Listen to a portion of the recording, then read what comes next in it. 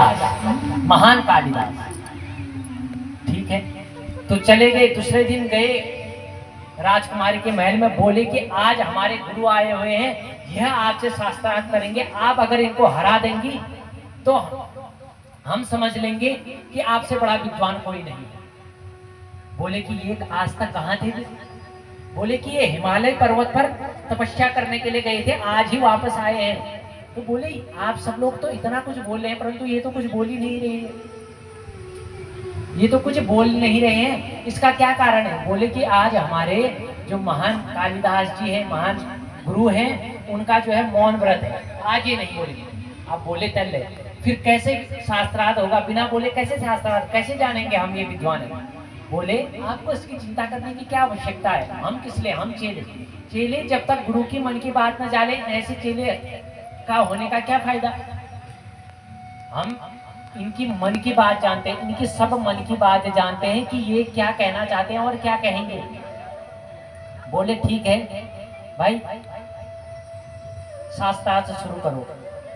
ठीक है, एक साइड कालिदास बैठे और उनके सारे साथ में ब्राह्मण देवता बैठे, एक तरफ विद्योतमा बैठी। अब विद्योतमा जब बैठी तो विद्योतमा ने फर्स्ट में ऐसे उंगली दिखाई एक। अब जब उंगली दिखाई तो वहां से कालिदास ने 2 उंगली दिखाई। अब बोले कि ये 2 उंगली क्यों दिखा रहे हैं भाई?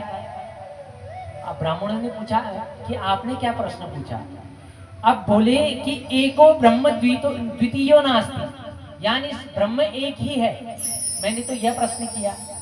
अब कालिदास मन में सोचने लगे, भाई मैं तो सही सोच रहा था कि ये मेरे से कह रही है कि तू मेरे साथ शास्त्रार्थ करेगा, मैं तेरी एक आंख फोड़ दूंगी, और बोल रही है तू मेरे साथ विद्वानीगिरी करेगा, तू मेरे साथ शास्त्रार्थ करेगा, मैं तेरी एक आंख फोड़ दूंगी।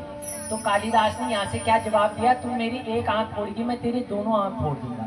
तो ऐसे 2 उंगली उठाई और वो सोची, वो ब्राह्मण देवता उनको क्या उत्तर दिए? तो हमारे महान गुरु संत कालिदास ने भी तो सही कहा है कि एको ब्रहेगा, मैं तुझे एक झापड़ मारूंगा। तो कालिदास बोला कि मैं तेरे को झापड़ नहीं, सीधे मुक्का मारूंगा। तो उसने मुष्टिका दिखा दी।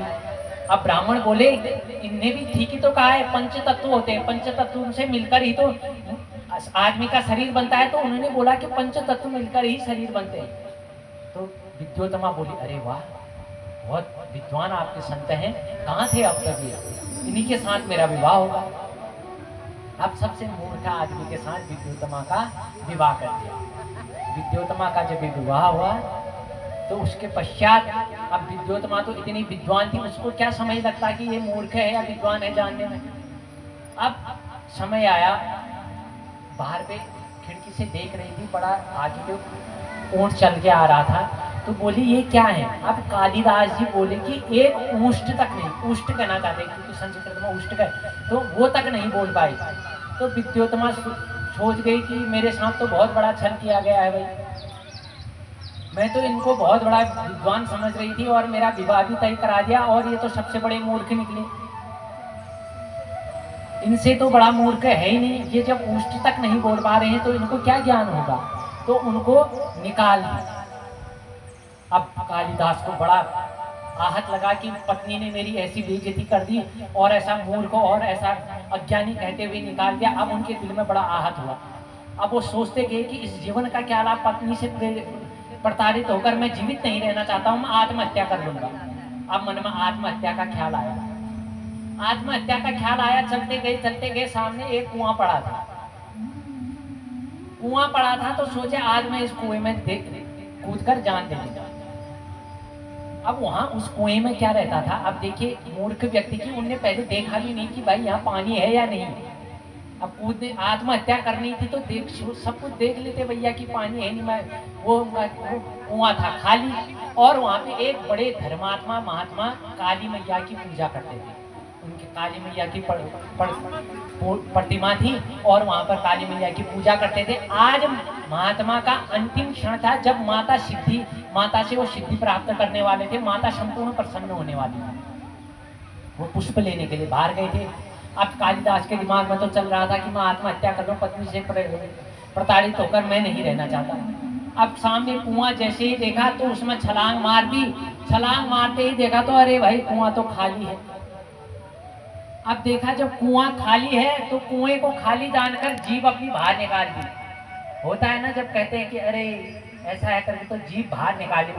जीभ जैसे ही बाहर निकाली वो नीचे कूदे। नीचे कूदने की वजह से दांतों से जीभ कटकर काली मैया के चरणों में गिर पड़ी। अब जब काली मैया के चरणों में गिर गई तो काली मैया स्वयं प्रकट होकर इतना आशीर्वाद कालिदास को दिया कि तुम्हारी जीवा जो मेरे सामने ऐसे चढ़ी है और तुमने जो जीवा चढ़ाई है, मैं तुम्हें वरदान देती हूँ, समस्त में सरस्वती देवी के साथ तुम्हारे कंठ में निवास करूंगी। और तत्क्षण कहते हैं ऐसे मूर्ख कालिदास ने जो उष्ट तक नहीं बोल पाते, वो ऐसे बड़े विद्वान हुए जिन्होंने अनेक ग्रंथ लिख दिए। अब जब कालिदास सब कुछ संपूर्ण हुए, माता कालिका का आशीर्वाद उनके सर पर हुआ, तो दोबारा गए घर में। बड़ी विनम्रता से अपनी पत्नी से बोली, भाग्यवान आप दरवाजा खोलिए। अब पत्नी को तो अपने पति का स्वर याद था। बोली कि स्वर तो मेरे पति का है, परंतु इतनी सम्मानता से वो तो न कुछ बोल रहे, ऐसे महामूर्ति से ऐसे कैसे। अब जब यह शब्द सुने, उन्होंने पत्नी ने क्या बोला, अस्ति कश्चिद वाग विशेष है, आपकी वाणी में ऐसी विशेषता कहाँ से आई। तो बताते हैं कालिदास ने अपने इन जो पत्नी ने ये शब्द बोले, इसी से 3 ग्रंथ रच दिए। देखिए जो कुमार संभव है, उनकी जो ग्रंथ है वो अस्ति नाम से शुरू है। फर्स्ट में उन्होंने शुरुआत भी किससे की है, अस्ति नाम से ही उस ग्रंथ की शुरुआत की, कुमार संभव। द्वितीय जो है उनकी कश्चिद है, मेघदूत जो उनने लिखी कश्चिद, वो भी शुरुआत उनने किससे की है, कश्चिद से ही शुरू की है। और तीसरा जो बाघ है, उससे रघुवंश महाकाव्य उन्होंने रचा। तो देखिए माता रानी की कृपा कैसी होगी, जो ऐसे महान मूर्ख कालिदास क्षण भर में नहीं लगा, उनको माता ने इतना बड़ा ज्ञान दिया कि कंठों के वेद वेदांत तो उनको याद हो गए। यहाँ तक कि 3 शब्द के 3 जो पत्नी ने 3 शब्द कहे, उसी से क्या किया उन्होंने, पूरा का पूरा ग्रंथ लिख डाला, 3 से पुस्तकें लिख डाली।